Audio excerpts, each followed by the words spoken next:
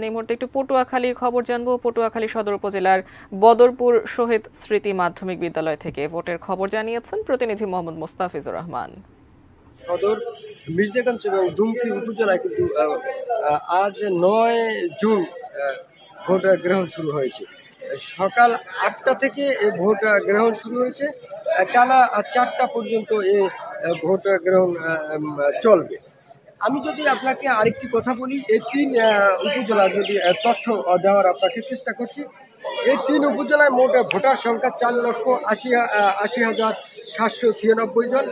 ৩ উপজেলায় ১৪৭টি কেন্দ্র। ভোট সুষ্ঠু করার লক্ষ্যে প্রতিটি কেন্দ্রে ৫ জন পুলিশ সদস্য ও ১৭ জন আনসার সদস্য সার্বক্ষণিক দায়িত্ব পালন করবেন। মাঠে ৩৯ জন ম্যাজিস্ট্রেট এবং ১৪টি র্যাবের টিম, ১০ প্লাটুন বিজিবি টিম মোতায়েন করা হয়েছে।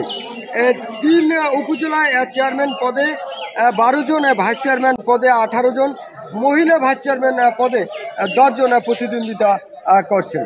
এ পর্যন্ত সুষ্ঠুভাবে ভোট এখানে চলছে। এ পর্যন্ত কোনো